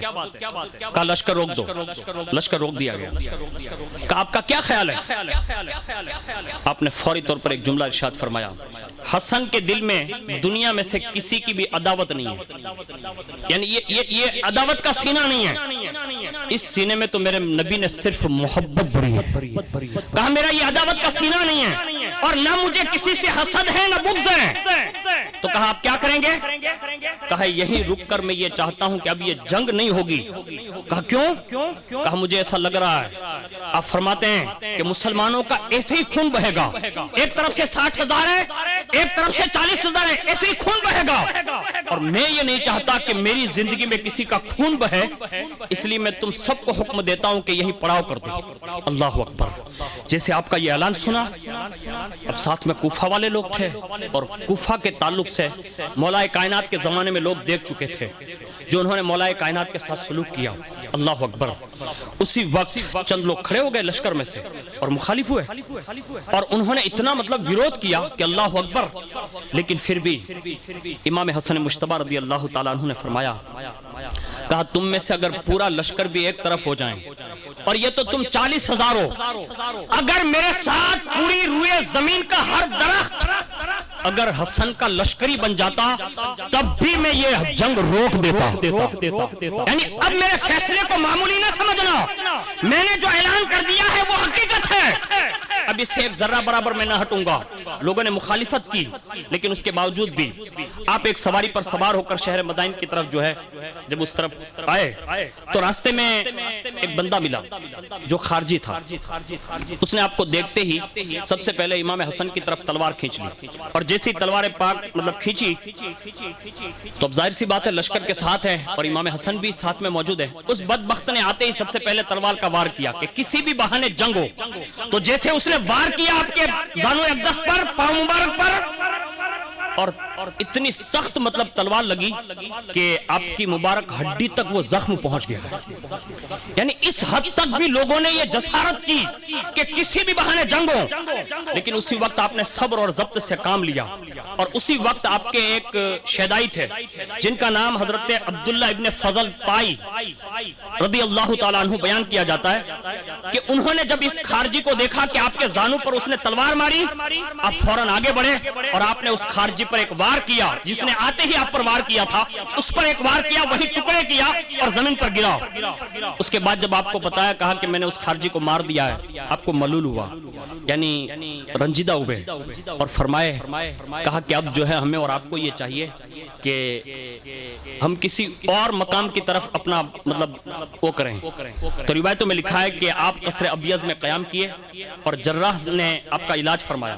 چند دنوں کے بعد جو معاملات طے ہونے تھے, جو 60,000 کا لشکر آ رہا تھا, تو روایتوں میں لکھا ہے کہ جب وہ لشکر بالکل قریب پہنچ گیا تو آپ کے لشکر نے آگے بڑھ کر جہاں آپ نے قیام کیا تھا وہاں آمنا سامنا ہوا. اور حضرت امام حسن رضی اللہ تعالیٰ عنہ اور حضرت امیر معاویہ کا جب آمنے سامنا ہوا ان لشکروں کا, تو حضرت امیر معاویہ رضی اللہ تعالیٰ عنہ سے صلح کی بات ہوئی. اور جب صلح کی بات ہوئی, مورخین نے لکھا ہے کہ یہ واقعہ سن ہجری 41 میں پیش آیا, اور آپ نے حضرت امیر معاویہ سے فرمایا چند شرائط پر یہ صلح مقرر ہوگی. نمبر 1, حضرت امیر معاویہ رضی اللہ تعالیٰ عنہ کے خلافت کے بعد خلافت فوری طور پر حضرت امام حسن رضی اللہ تعالیٰ عنہ کو پہنچے گی, یعنی یہ آپ معاملات پھر آپ کے ہاتھ میں ہوں گے. نمبر 2, اہل مدینہ, اہل حجاز, اہل عراق میں سے کسی بھی شخص کو کسی بھی صورت میں جو بھی مولائے کائنات کا محب اور چاہنے والا ہے, ان کے ساتھ کبھی بھی کوئی مواخذہ نہ ہوگا, کوئی مطالبہ نہ کیا جائے. یعنی محبین اہل بیت سے کوئی جنگ و جدال نہیں ہوگا اور ان سے کوئی مطالبہ نہیں کیا جائے گا. حضرت امیر معاویہ نے فرمایا ٹھیک ہے. اور اس کے بعد فرمایا, کہا کہ ہم اپنے حالات میں جہاں ہم رہ رہے ہیں, ہم کوفہ سے نکل کر کہیں بھی جائیں گے, ہمارے اور آپ ہمارے لیے کوئی روک ٹوک نہیں ہوگی. آپ اپنا شام سنبھالیں اور ہم اپنی سرزمین سنبھالیں گے. جب یہ سارے معاملات طے ہوئے, اس وقت جو حضور نے ارشاد فرمایا تھا نا کہ اللہ کے پیارے حبیب صلی اللہ علیہ وسلم نے فرمایا میرا یہ بیٹا سید ہے جس کی وجہ سے 2 مسلمان گروہ خون خرابے اور فساد اور فتنے اور بڑے خون بہانے کے ایک معاملے سے بچ جائیں گے, اور میرا یہ بیٹا 2 مسلمان کے گروہ میں صلح کرائے گا. اس بات کی تصدیق ہوئی, اور اس کے بعد آپ نے وہیں سے یعنی مقام ابیض جو مدائن کے قریب ہے وہیں سے آپ نے واپس کوفہ کے لیے سفر کر لیا, اور آپ کوفہ واپس تشریف لے آئے. چند دن رہے کوفہ میں کیونکہ وہ دارالخلافت تھا مولائے کائنات کا, لیکن چند روز کے بعد آپ کے دل میں ایک خیال آیا کہ اب میرا کوفہ میں رہنا ٹھیک نہیں ہے. تو اللہ اکبر, وہی امام حسن رضی اللہ تعالیٰ عنہ نے پھر مدینہ شریف کو اپنا مرکز بنایا, یعنی واپس مدینہ شریف تشریف لائے اور وہاں کچھ عرصہ رہے. بڑے سارے محبین وہاں بھی رہتے تھے, لیکن ظاہر سی بات ہے کہ لوگ ہر طرح سے اپنے اپنے انداز میں کام کرتے تھے. تو ملک شام کے جو حقیقی معنوں میں جو ان کی طرف سے جو گورنر تھا وہ مروان تھا وہاں مدینہ شریف میں, اور حضرت امام حسن نے مدینہ شریف کو اپنی سکونت گاہ بنائی. تو اس میں کچھ حاسدوں نے جو ہے حسد کی بنیاد پر امام حسن پر کم و بیش, جو میں روایتیں پڑھوں گا ابھی, لیکن میری یہ جو دماغ میں میری باتیں ہیں اس کی اگر آپ تحقیقات کی نظر میں جائیں نا تو کم و بیش 9 مرتبہ حضرت امام حسن کو زہر دیا گیا, 9 مرتبہ. اس میں سے پہلا معاملہ یہ پیش آیا کہ کچھ حاسدوں نے حسد کرتے ہوئے اب سے ایک بات کی, اور اس میں محبین بھی رہتے تھے, حاسد بھی رہتے تھے. اب ان کا سمجھنا بڑا مشکل ہوتا تھا اس دور میں, لیکن ایک بندہ حاضر ہوا جس کے بارے میں یہ بات لکھی ہے کہ ان کا نام حضرت علی بن بشیر حمدانی رضی اللہ تعالیٰ عنہ، وہ فرماتے ہیں کہ میں نے ڈائریکٹ حضرت امام حسن مجتبی رضی اللہ تعالیٰ عنہ سے ایک بار ملاقات کی خاص، اور ملاقات کے دوران میں نے یہ پوچھا کہ حضور اب سے ایک بات عرض کرنی ہے، حالانکہ صلح ہو گئی، واپس آ گئے کوفہ سے، پھر مدینہ آ گئے، تو انہوں نے یہ بات پوچھی، کہا حضور مجھے یہ خیال جو گزر رہا ہے وہ میں آپ سے سوال کرتا ہوں۔ امام حسن پاک نے فرمایا پوچھیں؟ کہا میرا یہ خیال جو میرے دل میں ہے وہ یہ ہے کہ آپ نے جو صلح کر لی نا وہ ٹھیک نہیں ہے، یہ جملہ کہا۔ اب جیسے امام پاک نے یہ سنا نا تو فرمایا علی بن بشیر آپ یہ کیا کہہ رہے ہیں؟ کہا حضور ہاں آپ نے صلح جو کر لی نا وہ ٹھیک نہیں فرمائی۔ اب سنیے امام حسن مجتبی کے راز، ارشاد فرمایا علی بن بشیر خاموش ہو جاؤ، یہ کہا اس صلح پر خاموش ہو جاؤ، یعنی امام حسن ہمیں اور آپ کو صحابہ اور اہل بیت کا جو دستور ہے اس میں دخل اندازی کی اجازت نہیں دیتے، یہ علی بن بشیر رضی اللہ تعالیٰ عنہ سے کہا اس میں خاموش، میری اس صلح پر آپ تبصرہ نہ کریں۔ کہا حضور اتنا جلال وہ بھی مجھ پر؟ آپ نے فرمایا ہاں ہم جو بات یا جو کام کرتے ہیں وہ دنیا والوں کی سمجھ سے باہر ہے، حسن جو بھی کام کرتا ہے وہ رموز الہی ہوا کرتا ہے، یعنی میں نے جو یہ کام کیا یہ معمولی نہیں ہے، یہ رموز ہے، یہ اسرار ہے۔ اور سنو ہمارے علوم جو ہیں وہ کسی پر مخفی نہیں کیے جاتے، اور جو میں جانتا ہوں کہ صلح میں مصلحت کیا ہے اور ہماری ساری جماعت یعنی اہل سنت والجماعت کا فائدہ کیا ہے کہ اہل بیت اور صحابہ کا فائدہ کیا ہے، اس وقت آپ نے یہ جملہ دہرایا، کہا شجر و حجر یعنی درخت اور پتھر کائنات کے سب مل کر اگر میری امداد کے لیے جمع ہو جاتے تو بھی حسن ابن علی صلح ہی کرتا، یعنی یہ جملہ کہا علی بن بشیر آپ یہ جملہ نہ کہیں، اور اس کے بعد فرمایا اے علی بن بشیر دوسرا راز سن، پہلا تو یہ کہا، دوسرا فرمایا کہا ایک راز یہ ہے اور یہ حقیقت سے آشنا ہے جو تاریخ میں ہر باب میں بیان کیا گیا، اور محدثین اور مفسرین نے ان آیتوں کی تفاسیر میں اور احادیث کی تفاسیر میں اس کا بڑا وضاحت کے ساتھ بیان کیا ہے، اس کا اختصار یہ ہے، حضور نے فرمایا تھا، اللہ کے پیارے حبیب صلی اللہ علیہ وسلم نے، آپ نے فرمایا حضرت امام حسن نے کہا حضور نے فرمایا تھا کہ بنو امیہ کو میں دیکھ رہا ہوں کہ وہ میرے منبر پر چڑھ رہے ہیں، یکے بعد دیگرے چلے آ رہے ہیں، یہاں تک کہ حضور فرماتے ہیں، حضرت امام حسن پاک فرماتے ہیں کہ حضور کو یہ پسند نہ آیا، یعنی یہ بنو امیہ کا جو دور آئے گا تو حضور نے یہ کہا کہ وہ آ رہے ہیں، یہ دور حضور کو پسند نہ آیا۔ تو علی بن بشیر سن، رسول اللہ کو جو چیز نہ پسند آئی تو حضور کی پسند کے لیے اللہ نے سورہ کوثر انا آتینا نازل فرمائی۔ اب یہاں سمجھ رہے ہیں امام حسن بیان کر رہے ہیں کہ اللہ نے سورہ کوثر بیان کی، پتہ یہ چلا جب ایک زمانے میں امام حسن پاک سے یہ سوال ہوا تھا کہ آپ نے خلافت یہ حکومت دے دی، کہا حکومت دی ہے، کیا کہا حکومت دی ہے، روحانی ولایت یہ حسن نے نہیں دی ہے، میرے نانا سے میرے رب نے وعدہ فرمایا ہے کہ یہ روحانی ولایت صبح قیامت تک، یہاں تک کہ عیسیٰ روح اللہ بھی جب نزول کریں گے تو مصلی ولایت پر اگر کسی کا بیٹا کھڑا ہوگا تو وہ فاطمہ بنت محمد کا بیٹا کھڑا ہوگا، یعنی صرف حکومت دی ہے، ولایت نہیں دے دی ہے، یعنی امام حسن نے ولایت کو بڑا درجہ دیا، اس کو یاد رکھیں آپ، اس لیے کہ آج بھی نظام جو کسی کے ہاتھ ہے نا تو وہ بھی امام حسن کے بیٹے کے ہاتھ ہے، جسے ہم اور آپ حضور غوث پاک رضی اللہ تعالیٰ عنہ کا نام دیتے ہیں۔ یہ جملہ کہا، اس کے بعد فرمایا جب سورہ کوثر نازل ہوئی اور رب نے تسلی دی محبوب بنو امیہ اگر چند روز حکومت کر لیتے ہیں اب ٹینشن نہ لیں، آپ اپنی پسند محسوس کریں، اور سورہ کوثر بڑے پیار سے نازل فرمائی، اور پھر فرمایا کہ محبوب میں نے جو نعمتیں آپ کو دی اور آپ کی اولاد کو دیے نا ایسی نعمتیں میں نے کائنات میں کسی کو عطا نہیں فرمائی، یعنی اس آیت کی تفسیر میں مفسرین نے یہ کہا کہ محبوب سے یہ وعدہ لیا گیا، کہا محبوب آپ کو جو دیا گیا، آپ کے خاندان کو جو دیا گیا کسی کو نہیں دیا گیا۔ حضرت عبداللہ ابن مسعود فرماتے ہیں شہزادے کی یعنی سید کی ایک دن کی نہیں ایک لمحے کی محبت ہزاروں سال کی عبادتوں پر بھاری ہے، یہ کس کے پاس ہے؟ یہ رسول اللہ کے بیٹوں کے پاس ہے۔ پھر فرمایا جب محبوب کو انا اعطیناک الکوثر دے دی گئی اس کے بعد اللہ رب العزت نے اپنے محبوب کو اس حکومت کی مدت کی طرف اشارہ کرتے سورہ قدر نازل فرمائی، اور سورہ قدر جب نازل ہوئی تو اس شب قدر کے معاملے معاملے میں فرمایا کہ وہ شب قدر 1000 مہینوں سے بہتر ہے. اس میں مفسرین کا ایک قول یہ ہے کہ یہ 1000 مہینے جو کہا گیا نا اس سے مراد سلطنت یعنی حکومت بنو امیہ ہے. تو محبوب کو شب قدر دے کر کہا اور اس میں اشارہ کیا کہ اس 1000 سے مراد بنو امیہ کی سلطنت ہوگی.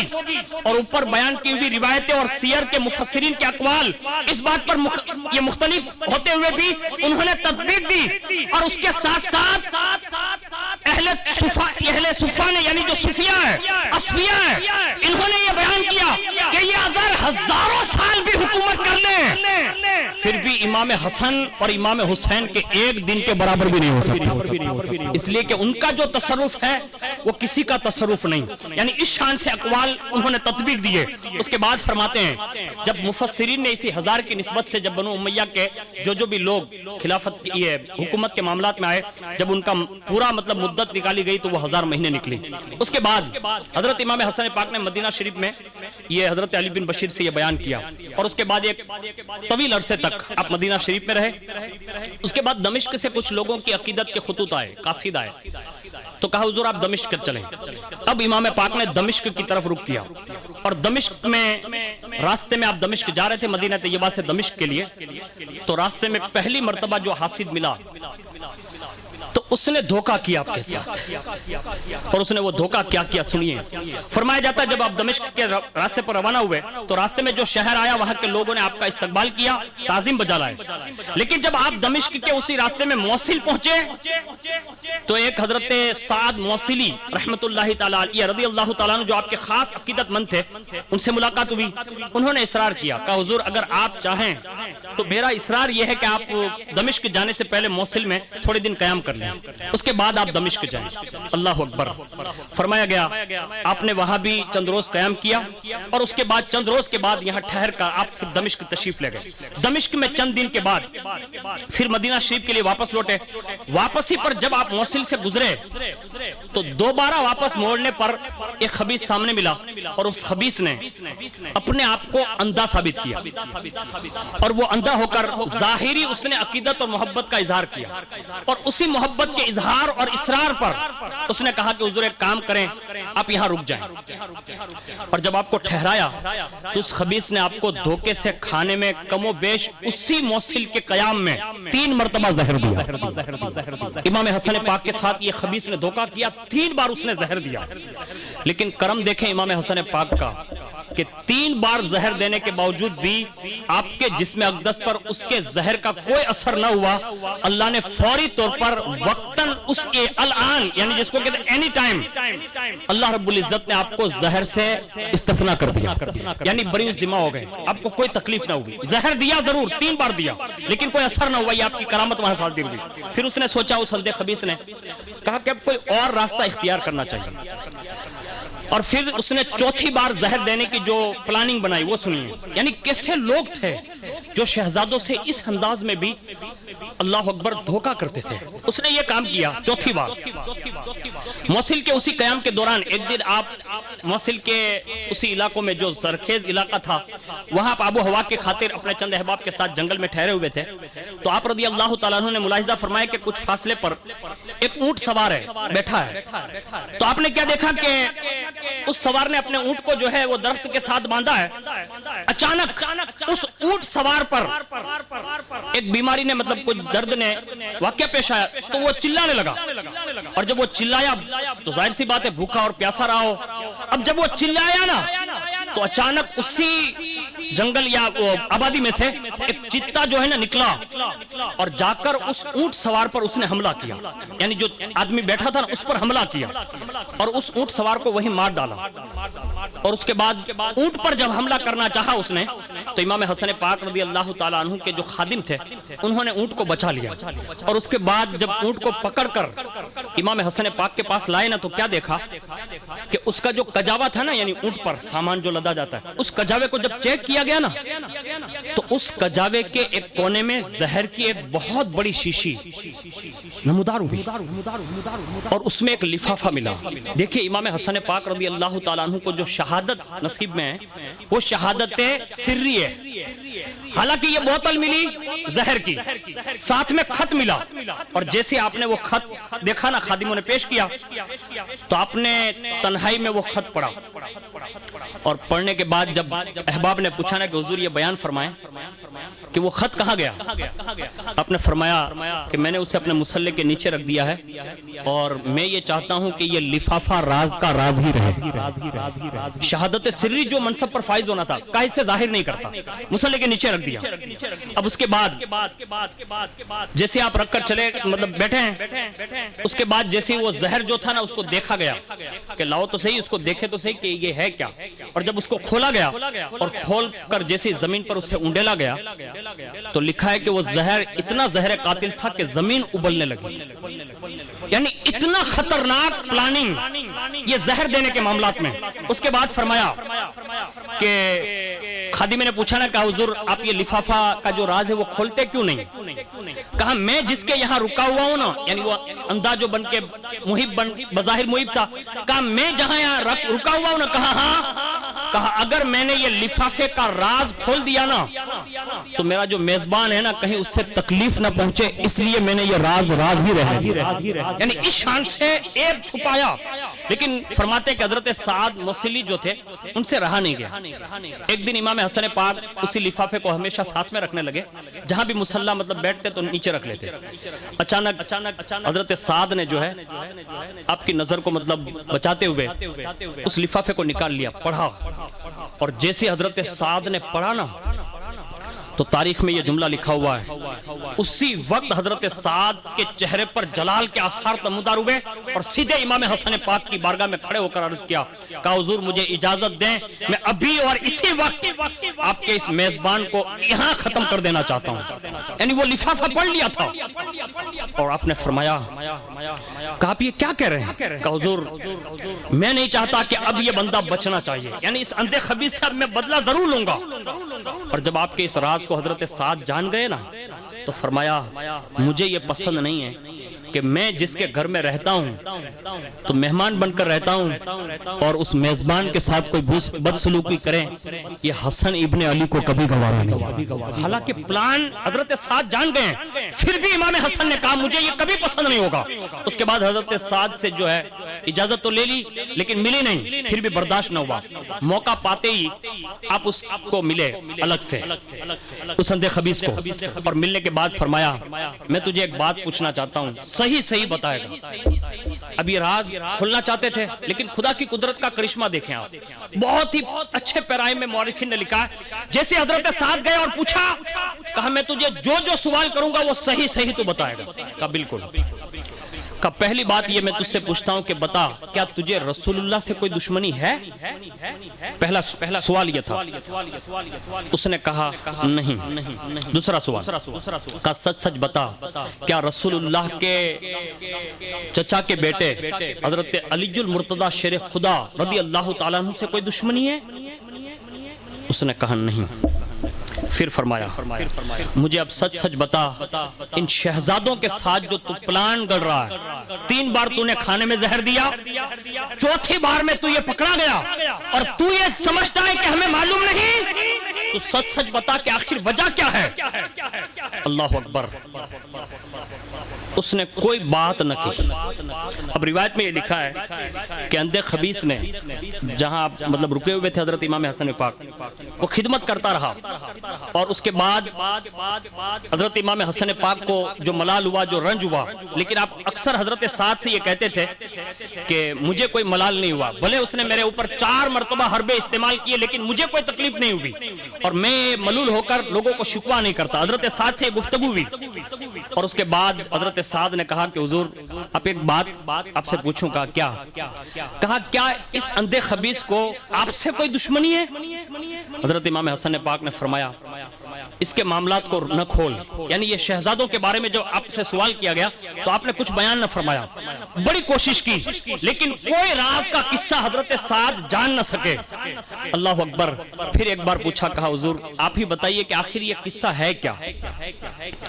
جب بار بار اصرار کرنے لگے نا حضرت سعد، تو اب سنیے امام حسن کا جواب۔ ارشاد فرمایا سعد میں تجھ پر برہم ہو کر تجھے کہتا ہوں، یعنی جلال میں آ کر کہتا ہوں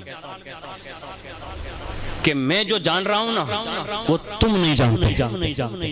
یہ کہا میں جو جانتا ہوں وہ تم نہیں جانتے.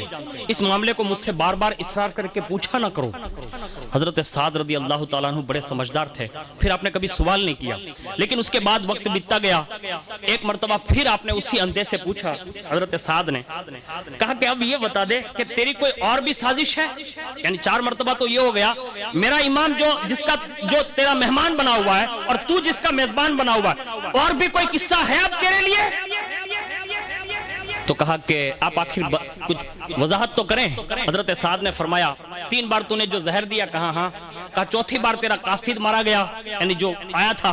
کہا ہاں. کہا مجھے یہ بتا دے کہ آخر یہ قصہ ہے کیا, وہ راز کیا ہے؟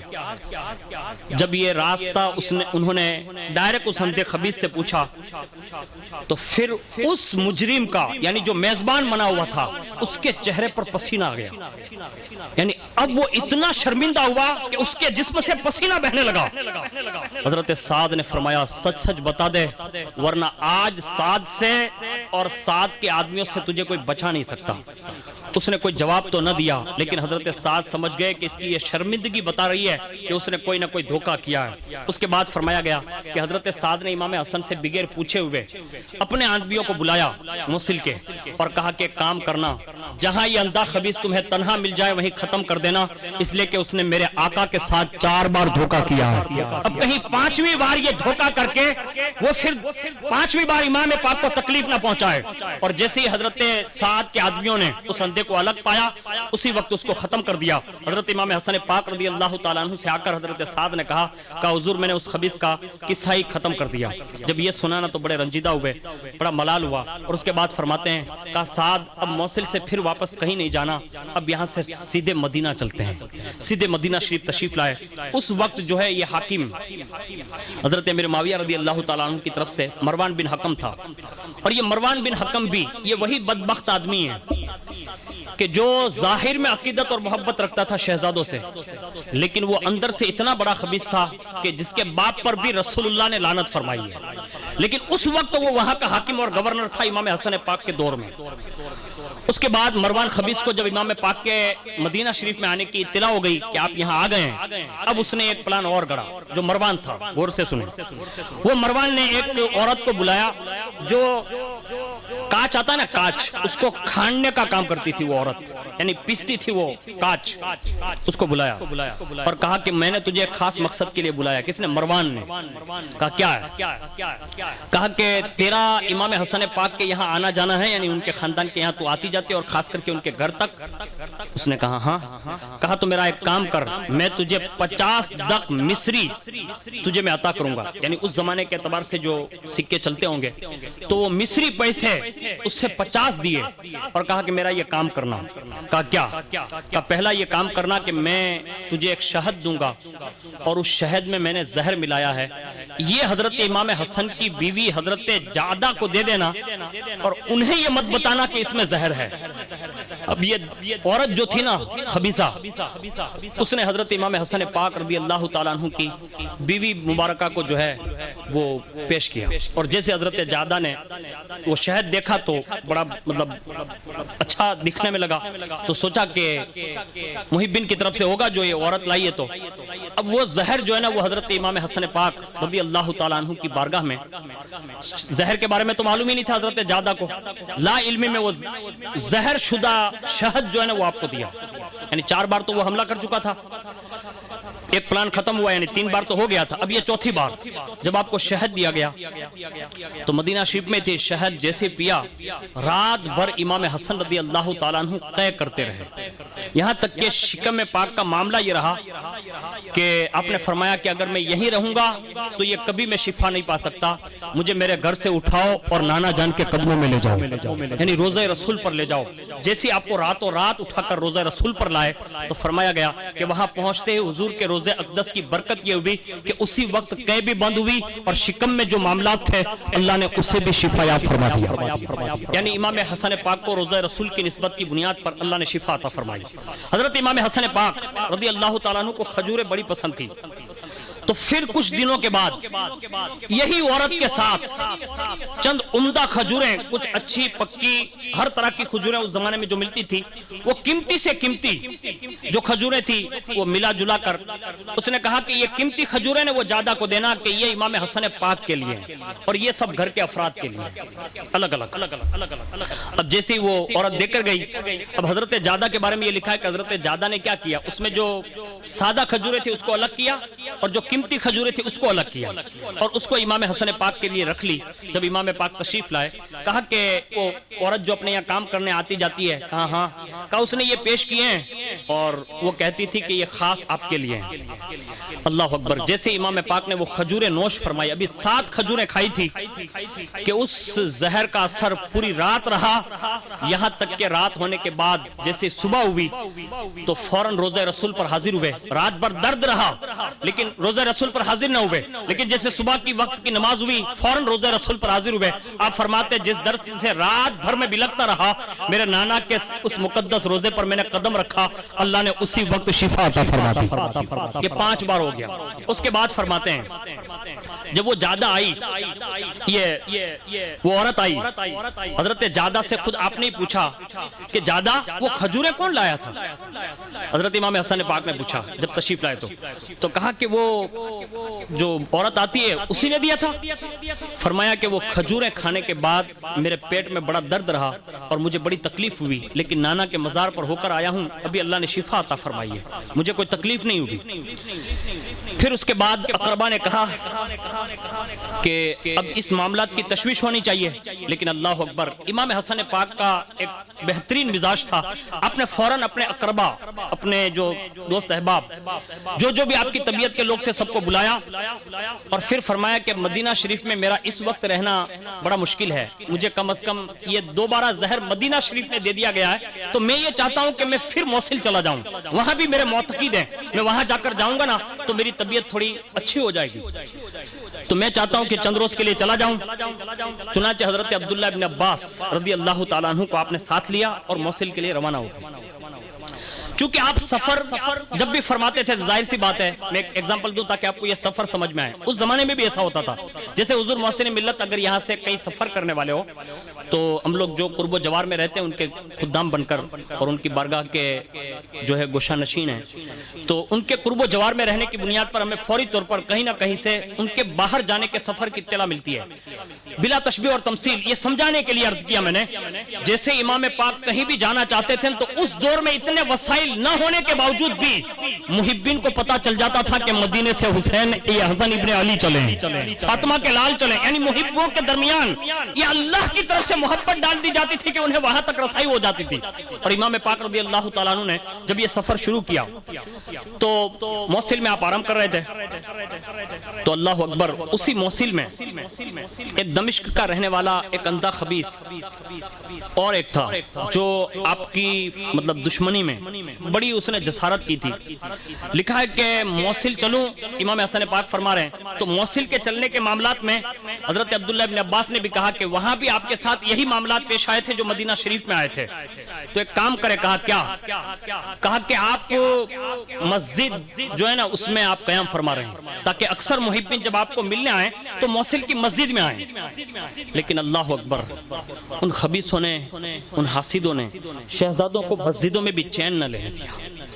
ایک مرتبہ مسجد کے قیام سے جیسے آپ باہر نکلے نا تو اسی موصل کی جگہ پر ایک بندہ اور آیا اور وہ آپ کے پیچھے روزانہ نماز بھی پڑھتا تھا، روزانہ نماز کی پابندی آپ کے پیچھے کرتا تھا، بیٹھ کر حدیثیں بھی سنتا تھا اور بڑا روتا بھی تھا، لیکن اس کے بعد بھی تاریخ کا یہ باب ہے کہ اس کا دل اتنا تاریخ تھا، اللہ بہتر جانے اس نے کیا سوچ رکھا تھا۔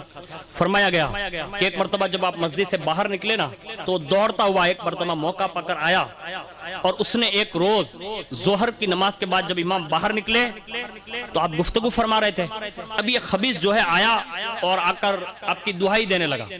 دہائی دیتے دیتے وہ آنے والا اندھا ثابت ہو رہا تھا جو بناوٹی تھا، اس نے آتے آتے اپنی لکڑی کے ٹیکے اس نے اپنی لکڑی کے ٹیکے میں ایک نیزہ رکھا ہوا تھا جو کسی کو نظر نہ آیا، وہ خود اس منصوبے کے ساتھ آیا کہ اس نے اندر زہر چبویا ہوا تھا، یہ ڈبویا ہوا تھا، اور وہ ٹیکے آ کر جہاں امام پاک لوگوں کے درمیان کھڑے تھے وہاں قریب میں آ کر اس نے اتنی زور سے امام پاک کے مبارک قدم پر اس نے اتنا زور سے وہ نیزہ دبایا یہاں تک کہ امام پاک کے مبارک قدم سے خون کا فوارہ جاری ہو گیا۔ اور اسی وقت حضرت عبداللہ ابن عباس اور دوسرے عقیدت مندوں نے جب اس خبیث کو دیکھا کہ اس نے اس انداز میں آپ کو یہ تکلیف پہنچائی، اللہ اکبر، اس کو پکڑ لیا اور جیسے پکڑانا تو امام پاک نے اب بھی یعنی پیر میں سے خون نکل رہا، فرمایا اسے چھوڑ دو، رکو۔ جیسا یہ دنیا میں اندھا ہے نا، کہا یہ قیامت میں بھی ایسا ہی اندھا رہے گا، یعنی جو بناوٹی بن کر آیا تھا امام نے یہ جملے نکالے، کہا یہ قیامت میں بھی اندھا رہے گا۔ آپ کی حکم کی تعمیل کرتے ہوئے اس اندھے کو چھوڑ دیا گیا، لیکن فرمایا گیا کہ تھوڑے دن تو وہ آپ کی نظروں سے غائب ہو گیا۔ اسی زخم کو آپ کو جب مطلب زیادہ تکلیف دینے لگا تو علاج اور معالجہ وغیرہ کرایا گیا۔ جب زخم بھرنے کے لیے ڈاکٹر یعنی معالج کو بلایا گیا تو کہا کہ حضور یہ زہر آلود بجھے ہوئے نیزے کے ساتھ آپ کو زہر دیا گیا ہے۔ حضرت سعد بھی ساتھ میں تھے، حضرت عبداللہ ابن عباس بھی اور دیگر معتقدین بھی۔ تو کہا حضور اگر آپ اجازت دیں تو ہم اس خبیث کو سزا دے دیں اور اس کو چھوڑیں گے نہیں۔ آپ نے فرمایا وہ خود اپنی سزا کو پہنچے گا۔ پھر یہ آیت کریمہ پڑھی وَلَا يَحِقُ الْمَكْرُ السَّيِّئُ إِلَّا بِأَهْلِهِ، اور برا داؤ اپنے چلنے والے پر ہی پڑتا ہے، یعنی برائی کا جو ارادہ کرتا ہے یا برا داؤ جو چلتا ہے اس پر بھی پڑتا ہے۔ پھر اس کے بعد آپ کا علاج شروع کیا، چند روز ہوئے نا تو اللہ نے مکمل طور پر حضرت امام حسن پاک کو دوبارہ شفا عطا فرمائی، یعنی اب یہ 5 کے بعد 6 بار ہوا۔ اس کے بعد لکھا ہے کہ اس کے نیاز آپ کے نیاز مندوں نے یا حضرت عبداللہ ابن عباس نے اسی موصل کے جہاں وہ خبیث رہا کرتا تھا تو وہ اپنی لکڑی کے سہارے سہارے چلتا تھا، تو اس پر جیسے نظر پڑی تو اب ظاہر سی بات ہے کہ معتقد ہی ہوتے ہیں، اور جیسے آپ کے عقیدت مندوں نے وہی گھر جا رہے تھے اور وہ اندھا خبیث سامنے آ گیا، اور جیسے وہ نظر پڑی نا تو نظر پڑتے ہی آپ کے جسم کا مطلب جو غصہ لگا ہوا تھا آپ کو اور اس کی طرف مطلب آگے بڑھے اور لکڑی چھین کر اسی وقت حضرت عبداللہ ابن عباس، حضرت سعد، ان لوگوں نے اسی وقت اسی لکڑی سے جو وہ اندھا بن کے آ رہا تھا اور لکڑی کے ٹیکے اتنا مارا یہاں تک کہ اس کے ٹکڑے ٹکڑے کر دیے اور اس کا سر پھوڑ دیا۔ تمام عقیدت مندوں نے وہی اسے ڈھیر کر دیا اور پھر آ کر امام پاک سے کہا کہ آپ کے ساتھ جس نے وہ سلوک کیا تھا نا وہ دوسرا اندھا ہے۔ کہا کہا اس نے وہ بناوٹی کھیل کیا تھا، ہم نے اس سے بھی واصل جہنم کر دیا۔ حضرت سعد نے جب یہ بات کر دی اس کے بعد فرمایا اسی دوران آپ رضی اللہ تعالیٰ عنہ کے حوالے سے لکھا ہے کہ امام حسن پاک رضی اللہ تعالیٰ عنہ نے فرمایا، کہا سعد عبداللہ ابن عباس اب موصل میں اور زیادہ نہیں رہنا چاہتا، فوری طور پر مدینہ شریف چلیں۔ مدینہ شریف آ گئے اور جیسے واپس آئے آپ نے اسی دوران اپنے ایک رات خواب میں دیکھا کہ آپ کی دونوں آنکھوں کے درمیان سورہ اخلاص لکھی ہوئی ہے۔ حضرت امام حسن پاک نے یہ خواب دیکھا، آپ کے اہل بیت اطہار نے خواب سن کر بڑے خوش ہوئے، لیکن جب یہ خواب کی تعبیر پوچھنے کے لیے حضرت سعید ابن مسیب کی بارگاہ میں حاضر ہوئے اور یہ خواب عرض کیا گیا، کہا حضور، کہا کیا؟ کہا اگر یہ خواب جو آپ نے دیکھا واقعی یہی خواب ہے جو امام حسن پاک بیان کر رہے ہیں تو کہا ہاں، تو کہا تیار رہو، اب ہمارا امام ہمارے درمیان چند روز ہی باقی رہیں گے۔ یعنی رسالہ پرانوار شہادت کے تعلق سے یہ خواب کی تعبیر بتائی اور اس کے بعد فرماتے ہیں امام حسن پاک رضی اللہ تعالی عنہ جب مدینہ شریف میں آ گئے تو پھر دو بار تو وہ عورت زہر دے چکی تھی مروان کے کہنے پر، اب یہ تیسری بار ہوا، یہ اندھے خبیثوں نے دونوں نے یہ کیا، پھر یہ وہی عورت پھر ایک مرتبہ حاضر ہوئی اور جب وہ آئی نا تو اب اس نے حضرت جادہ سے کچھ نہیں کہا، اب وہ کام ہی کرتی تھی وہاں۔ اب اس نے کیا کیا؟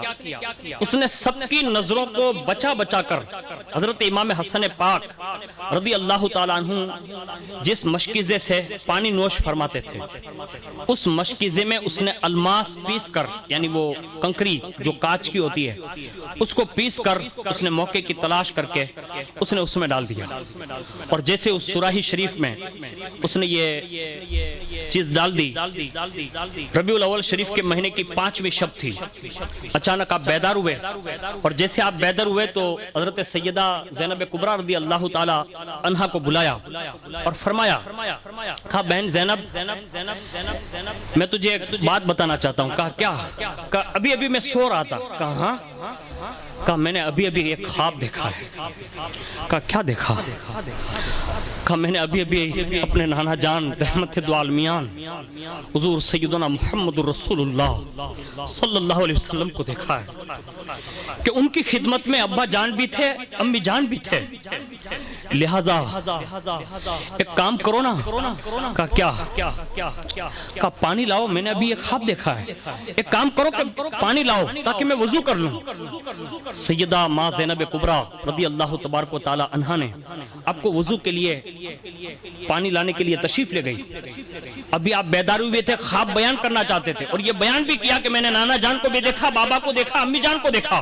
اور جیسے سیدہ آگے بڑھی اور پانی لینے کے لیے تشریف لے گئی تو وہیں پانی پینے کے لیے جو سراہی رکھتے تھے اور اسی میں یہ اس عورت نے جو اندر الماس ملا کر اور زہر ملا کر جو کانچ ڈالا تھا, اللہ اکبر, آپ نے وہ سراہی اٹھائی اور جیسے وہ سراہی آپ کے ہاتھوں میں آئی اور آپ نے اپنے ایک حلق کے نیچے وہ گھونٹ اتارا اور اسی وقت ایک آپ نے آہ کھینچی اور جیسے یہ آہ کھینچنا تھا نا تو ایسا لگا جیسے کوہرام مچ گیا ہو.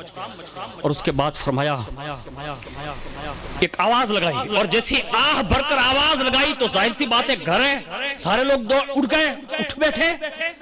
لیکن اس آہ کے ساتھ لوگوں نے یہ دیکھا کہ وہ گھونٹ اندر گیا کیا, یہ پانی اندر گیا کیا, اسی کے ساتھ آپ کے جگر کے ٹکڑے ٹکڑے ہو گئے, آپ کی مبارک آنت کے ٹکڑے ٹکڑے ہو گئے, جگر پارا پارا ہو گیا. یعنی پورا جسم کے اندرونی حصے میں اتنا زیادہ اثر کیا کہ آپ کے حلق سے لے کر ناف تک یہ ساری چیزوں کو اس الماس جو زہر آلود تھا اس نے چیر کر رکھ دیا. یہاں تک کہ پھر جلدی سے سیدہ زینب کبریٰ نے جو آہ سنی, امام حسین پاک نے سنی, فوراً سب دوڑتے ہوئے آئے اور جب سامنے امام حسین پاک کے مولا حسین آئے نا تو فوراً امام حسن نے کھڑے ہو کر اپنے بھائی کو گلے لگا اور فرمایا بھائی اب میں تجھے اور زینب کبریٰ کو گواہ بنا کر خواب سنانا چاہتا ہوں. کہا کیا؟ کہا ابھی ابھی میں نے نانا کو دیکھا, ابا جان کو دیکھا.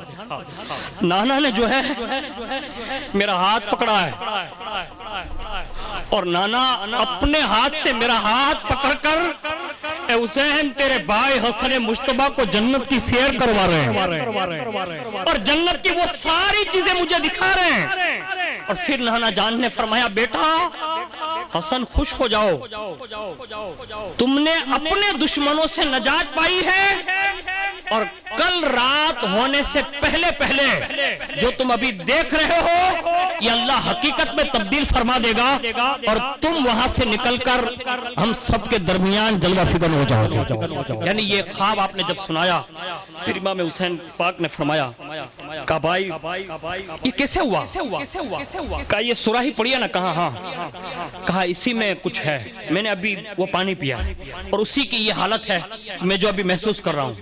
امام حسین رضی اللہ تعالیٰ عنہ نے روتے ہوئے آنکھوں سے اپنے مقدس ہاتھوں سے وہ سراہی اٹھائی اور جیسے سراہی کو اٹھایا فرمایا بھائی اس میں تو جو مہر ہوتی ہے, یعنی جو اس زمانے میں سراہی ہوتی تھی تو اس کا منہ بند ہوتا تھا, تو کہا اس کی مہر تو سلامت ہے. پھر آخر بات کیا ہے کہ اس میں اندر یہ چیز ڈالی کیسے گئی؟ تو آپ نے فرمایا کہ بھائی اس معاملے کو چیک کرنے کی کوشش نہ کرنا. کہا میں دیکھوں تو صحیح کہ آخر اس پانی میں ہے کیا. فوراً مشکیزہ توڑا, مطلب وہ اوپر سے کاٹ دیا گیا اور جیسے کاٹا نا تو آپ نے سوچا کہ میں بھی پانی چکھوں. اتنے میں امام حسن پاک کی چیخ نکل گئی. کہا بھائی حسین چکھنا نہیں, میں جو حالت محسوس کر رہا ہوں وہ تمہیں اس کا اندازہ نہیں ہے. فوراً سراہی ہاتھ سے لے لی اور اس کے بعد فرمایا کام کر جب اس کا منہ کھل ہی گیا ہے اس کو زمین پر پٹک دے. جیسے اس سراہی کو زمین پر پٹکا گیا تو روایت میں لکھا ہے اسی سراہی کو جب زمین پر پڑے دیکھا نا تو اس کے اندر اتنا زہر اور وہ الماس اتنا ڈالا ہوا تھا کہ اسی وقت زمین کے اندر بھی حرکت پیدا ہوئی اور وہ زمین بھی ابلنے لگی. اب آپ اندازہ لگا سکتے ہیں کہ زمین کی یہ کیفیت ہے جو سخت چیز ہیں. تو مجھے بتاؤ اس نازنین جسم اقدس کی کیفیت کیا ہوئی ہوگی. اس کے بعد یہ کیفیت دیکھ کر امام حسین کو یقین ہو گیا کہ اب جو ہے میرے بھائی کے اس معاملے سے بچنا بڑا مشکل ہے. تو فرمایا کہ اب آپ ہمیں کیا کہتے ہیں. تو فرمایا ایک کام کرو, ابھی جو میں تکلیف محسوس کر رہا ہوں ایک کام کرو, ایک تشت لاؤ تاکہ تمہیں اس کا احساس ہو. تشت لایا گیا اور جیسے تشت لائے گئے نا تو پھر قے شروع ہوئی. قے میں یہ لکھا ہے آپ کا جگر باہر نکلا ٹکڑے ہو کر, آپ کی آنت باہر نکلی, یعنی کہ جسم کے اندر جو جہاں جہاں سے پانی پہنچتا ہے وہ ساری چیزیں کٹ کٹ کر, یہاں تک کہ ایک روایت کے مطابق 70 ٹکڑے اور ایک روایت کے مطابق اسی تشت میں آپ کے جگر کے 100 ٹکڑے باہر نکل کر آ گئے.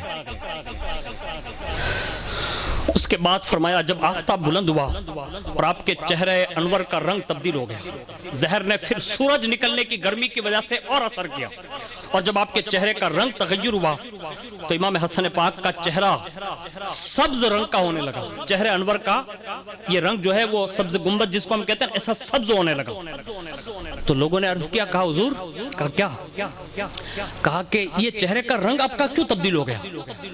اس وقت امام حسن مجتبی نے اپنے بھائی حضرت امام حسین رضی اللہ تعالی عنہ کی طرف اشارہ کیا, کہا بھائی حسین, کہا کیا, کہا جو نانا جان نے حدیث معراج سنائی تھی نا, کہا ہاں, کہا وہ حدیث معراج کی تصدیق ہو گئی, یعنی چہرے کا رنگ بدلا تو کہا یہ حدیث معراج کی تصدیق ہے. کہا کیا تصدیق ہے. تو پھر فرمایا سنیں وہ علامتیں جو رسول اللہ نے حدیث معراج میں بتائی تھی اس کی نشاندہی آج ابھی سے ظاہر ہو گئی. آگے بڑھ کر پوچھا بھائی وہ ہے کیا. امام حسین گلے مل کر رونے لگے اور روتے ہوئے کہا کہ بھائی وہ ہے کیا, آپ ابھی بتا دیں تاکہ دوسرے لوگ بھی تو سن لیں کہ وہ حدیث معراج جو نانا نے بیان کی جس کا آپ تبصرہ کر رہے ہیں.